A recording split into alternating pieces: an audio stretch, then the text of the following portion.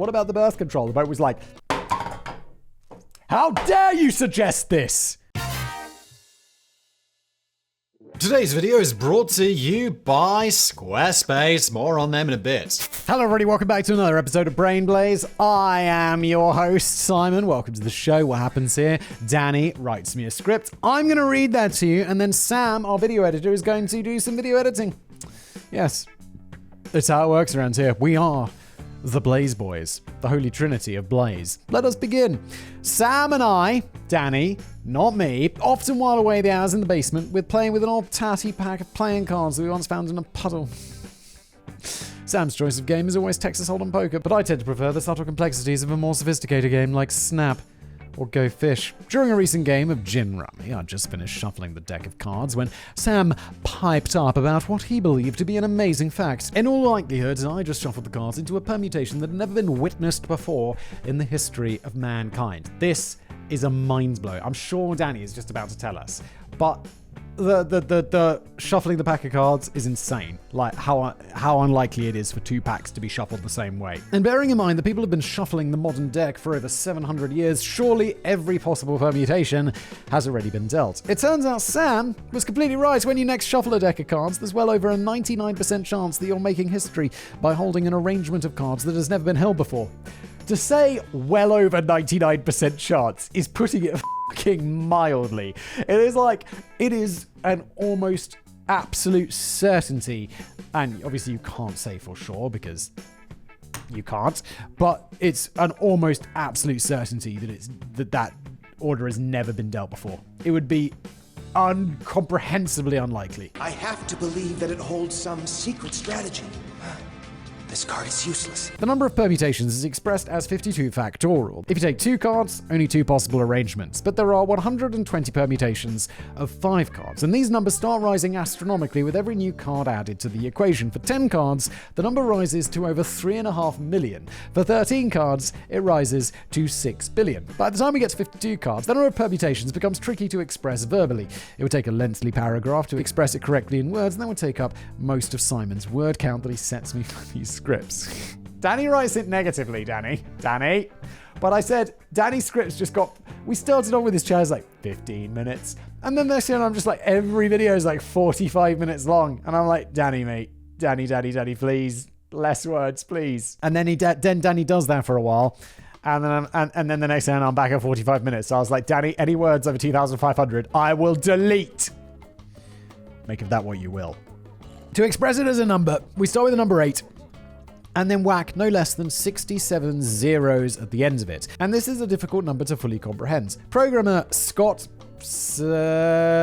Peel came up with a mind-blowing method to understand the enormity of this number by imagining it as a timer counting all the way back to 0 in seconds. Whilst the timer is ticking down, you might be tempted to kill a bit of time. Once every billion years, try shuffling a deck of cards and dealing yourself a hand of 5 cards. Whenever you get a royal flush, buy yourself a lottery ticket. Whenever you win the jackpot, throw a grain of sand into the Grand Canyon, and when the Grand Canyon is full, take an ounce of rock off Mount Everest, empty the Grand Canyon, and repeat the whole process until Mount Everest is completely leveled. Now go back to that timer, and are you anywhere near 0? Not quite. You'd still have to repeat the whole process another 256 times before coming close to running the timer down. And this is insane.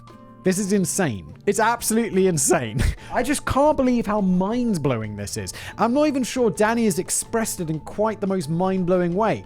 But it's like, I'm winding back the teleprompter right now. But it's like, every billion years, you shuffle a deck of cards. So, and then you deal out the 5 cards every billion years. You wait till you get a royal flush. And then you buy yourself, which is super uncommon. Then you buy yourself a lottery ticket, which you never win. And then when you do win the jackpot, you throw a grain of sand in the Grand Canyon. And then when the Grand Canyon is full, you take an ounce off Mount Everest. It just, and it goes on. Wow. And it goes on. So when Danny said earlier, it's like 99% unlikely that it's never happened twice. It's like... It just hasn't. It's just like 99.9999999 forever. So even the chances of there ever having been a single repeat in the permutations of the well-shuffled cards in the history of Earth is incredibly slim, and just 7 half-assed shuffles are enough to thoroughly mix up a pack. Cleopatra lived closer to the moon landing than to the building of the Great Pyramids. Although we tend to associate Cleopatra with the Great Pyramids and the height of ancient Egypt, the truth is that her time on Earth was closer to the moon landings, the launch of the first Krispy Kreme, and the very latest advert for Raid Shadow Legends, which I believe has Jeff Goldblum in it, amazingly, than it was the construction of the Great Pyramids of Giza. And those of you who haven't seen that advert are probably going to look it up on YouTube right now. Raid Shadow Legends Jeff Goldblum advert. And once again, Raid Shadow Legends is getting some free promotion on this channel, which I feel very mixed about. But I'm always it's always kind of in a on it way. And it's a remarkably simple case of mathematics. The Giza Pyramid Complex, including the Great Pyramid of Giza and the Sphinx, were all built around the year 2500 BC. Cleopatra wasn't born until the year 69 BC, and she died in 30 BC, which at the time of writing was 2051 years ago. Even if this video is being watched by someone in 10 years' time, it's not that big of a difference. And there's a pretty long time and a fairly hefty fine to pay if she never got round to returning that overdue library book. But it's still not quite as long as the period of 2,510 years between the building of the ancient pyramids and the birth of Cleopatra. The last pharaoh of Egypt is closer to our time by a good 459 years. I think that part of the reason we find this just so odd is that we forget just how long the sprawling era of ancient Egypt dragged on for. I mean, it went on for bloody ages. It's why there's so many videos you can make about ancient Egypt, and you read about it and it's like, there's the dynasty leading to this, they're like the 30th dynasty. You're like, what's up, ancient Egypt? Why'd you last so long? What the fuck is happening right now? It probably felt as if there was almost enough time to replicate a previously shuffled permutation of playing cards, but it wasn't, not even close. The Dynastic Period began in approximately 3100 BC with the very first King Nama and went through several epic stages with 3 entirely different civilizations spanning a total of 3 millennia before we finally get to the last active ruler, Cleopatra, right at the end of this saga. You know what's embarrassing? I realized I didn't know Cleopatra was the last emperor. I just didn't know that. I knew this, I vaguely knew this fact about her being closer to the present than the pyramids or whatever, but I didn't realize she was the last one. Trust a woman to end that period. Am I right, Peter? She popped up at the finish line to commit suicide and pretty much heralded the final chapter of ancient Egypt. So Cleopatra is very much a modern girl in the Grand Pyramid scheme of things, and she would probably share less in common with the earlier pharaohs than she would with Queen Elizabeth II, Tara Palmer Tompkinson, and Lady Gaga. Who the Tara Palmer Tompkinson? I know the other two, they're mega famous. Who the Tara Palmer Tompkinson? Danny, are you making people up? Wait a minute.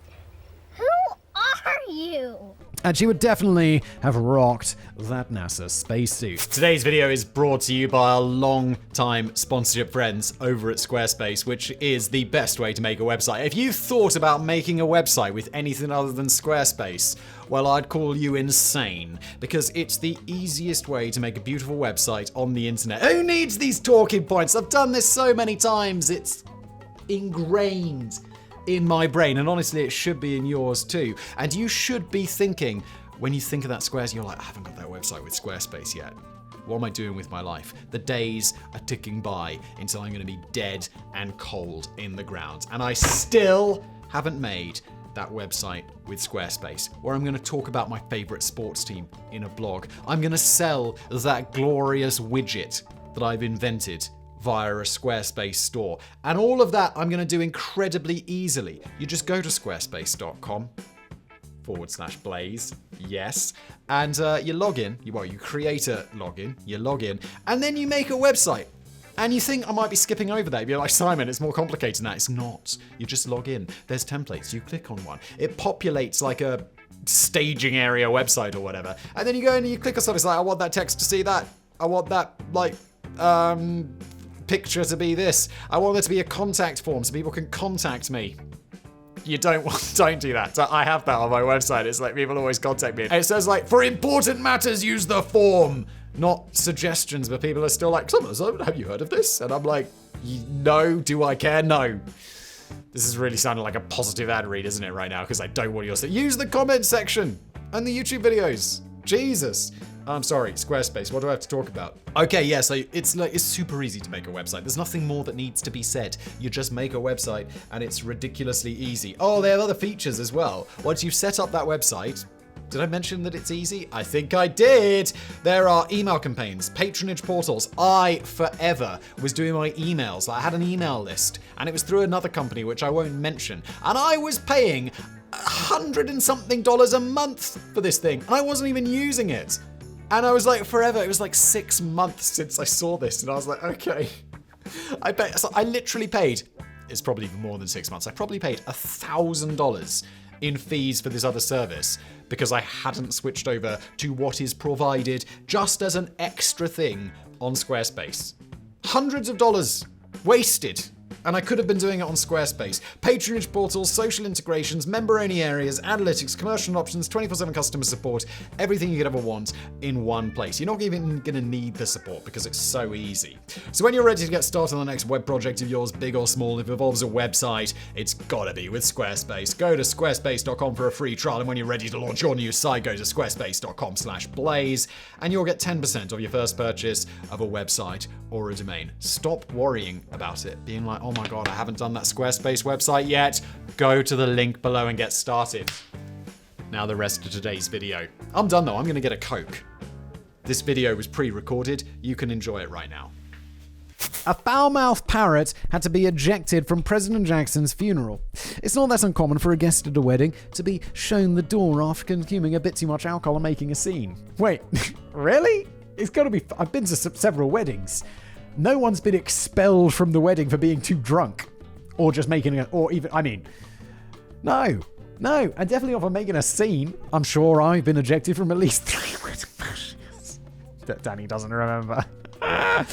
Although, in fairness, I'm not even sure I've been invited to 2 of those. But you don't want unruly behaviour kicking off during a somber funeral service, particularly not the service for the guy who has been serving as President of the United States only 8 years earlier. And it might be a tad embarrassing if the culprit was a potty-mouthed parrot, and not just any old parrot, but the pet parrot of the deceased president himself.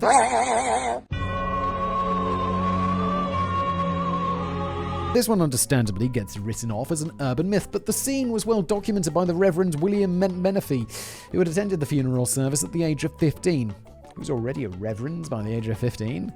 Or did he get that whole reverendiness later? Although he didn't describe the events until later years in a letter to a historian who had been writing a book on President Jackson. 80 years is a long time. It might be it might not be an urban legend, but that memory is not going to be super fresh. And that sounds like a memory that you revisit many times, and then it always becomes different because that's how memory works, because it's shit. The parrot in question was an African grey parrot who went by the name of Poll. Creative. Jackson had originally bought Poll as a gift for his wife Rachel, but after Rachel's death, Pretty Poll had procured his permanent position on the presidential perch at Jackson's home in Tennessee, the Hermitage. Or Hermitage? Hermitage. And this was the venue for Jackson's funeral service in 1845 after he died of chronic dropsy and heart failure. What is dropsy? It sounds funny, but I'm sure it's horrible. 3,000 guests had gathered at the Hermitage to pay their final respects, and it appears that Paul got a little worked up by the size of the crowd turning up at his home, according to the Reverend William Menifee in his 1920 letter. Before the sermon, and while the crowd was gathering, a wicked parrot that was a household pet got excited and commenced swearing so loud and so long as to disturb the people, and yet to be carried from the house. You're not a fucking legend at all. You're a naughty, naughty, naughty, naughty boy. Apparently, the crowd were horrified and awed at the bird's lack of reverence. It's a bird. What do you expect? Birds are not known for their reverence. They're just birds. They're not known. They don't do any. They're just birds. As Paul began swearing like a sailor and letting loose a barrage of curse words to mark the passing of his deceased owner, President Jackson, nicknamed Old Hickory, had always been known as a hot-tempered and tough-talking president with a flagrant disregard for formality. It's very possible, but Paul had given the crowd a little insight into the kind of salty language that he'd picked up from Old Hickory behind the closed doors of the Hermitage. So it's kind of Jackson's fault in a way. Of course it is. It's not the bird's fault. If a bird swears, it's not like it just naturally evolved swearing. Of course it's imitating. That's what birds do. That's what parrots do. They imitate. So, it's the parrot's fault. Kill the parrot.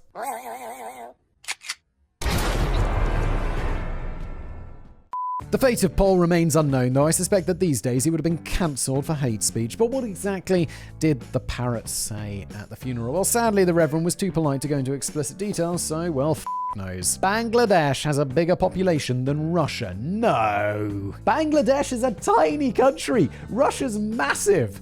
But I mean, I guess Siberia is like very cold. No one wants to live there. That's why they put gulags there. It's kind of a bit shit. Sorry, anyone watching from... Can you still watch YouTube in Russia? As the biggest country in the world by area, Russia is pretty roomy. In fact, it's roomier than the surface area of Pluto. That is also mental.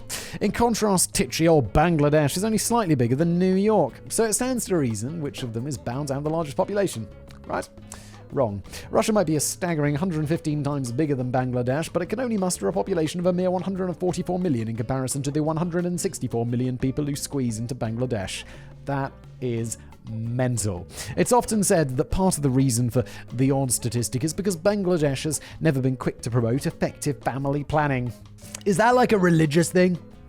Like, did some Catholics go over there and tell everyone to be Catholic, and then when they decided, they were like, what about the birth control? The vote was like, how dare you suggest this? Disgusting! Despite the huge advantages of birth control and family planning. And while there may be some truth in that, the bigger reason is purely I just spilt the drink. I'm so sorry. I'm so sorry. Pretty much all of Bangladesh is fertile lands. Apparently so are the people, which makes it a suitable environment to live in. You don't see any deserts or other massive wastes of potential living space. You rarely even see a village. Well, yeah, but a lot of countries are like this. There's no deserts in the UK. It's also super densely populated. There are plenty of countries which are really nice. I know it's all very livable, but they don't have giant populations. Nobody lives there. Most of Bangladesh is taken up with bustling cities packed with high-rise apartments as far as the eye can see. There might not be room to swing a freshly skinned cat, but the densely populated country is at least taking advantage of every inch of the map. In stark contrast, Russia is largely just full of frozen trees and dead horses and Well, that might sound a tad extreme, but so is the harsh climate of Russia. The Asian side of Russia accounts for 77% of the country's land area, but only around 27% of the total population. No one likes the cold. And in fact, the large majority of the sparsely populated Russia is completely uninhabitable and not fit for so much as a branch of Taco Bell, which is saying something. Still, considering that you can get arrested in Russia for writing letters to the government, playing Pokemon Go, painting Easter eggs, and composing poetry, maybe you're better off emigrating to Bangladesh anyway. Budge up a bit. Believe it or not, jail, right away. A man once ate an entire airplane. No, I know this one. This is a false fact that is true.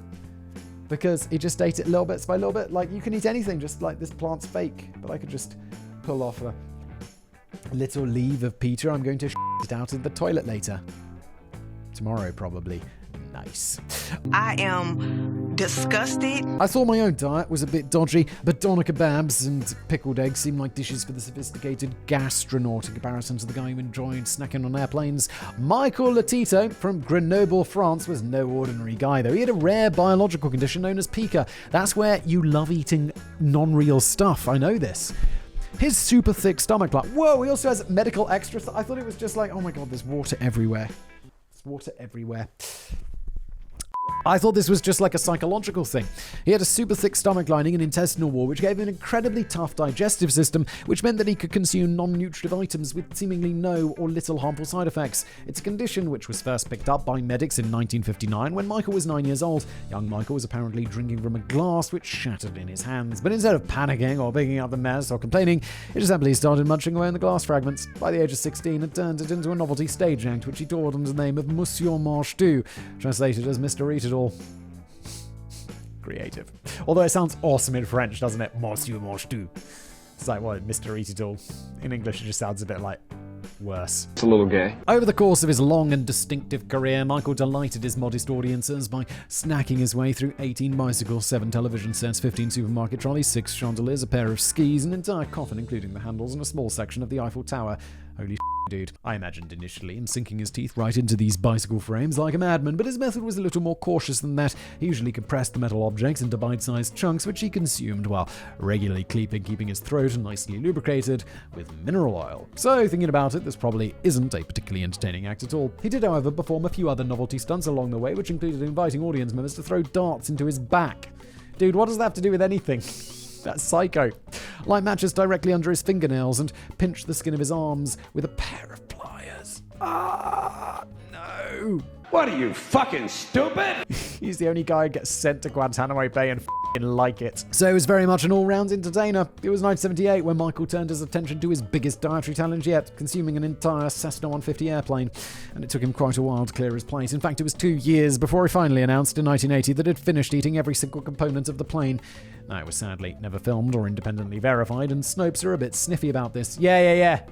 I ate a Cessna 150 too.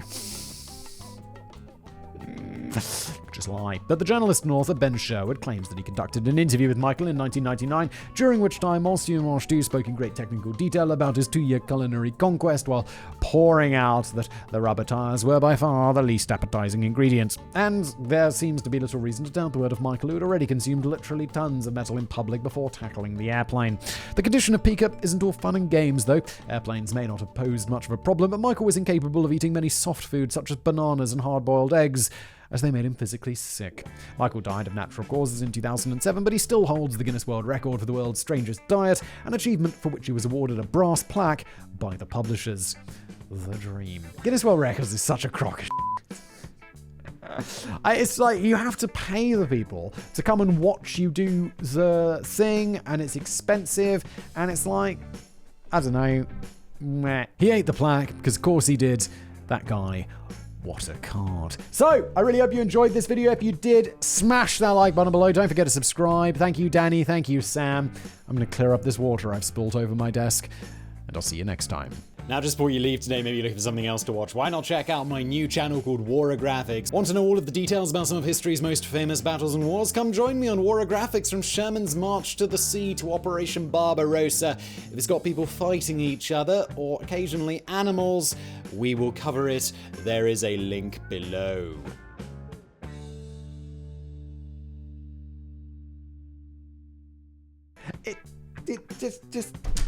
And it goes on. Wow.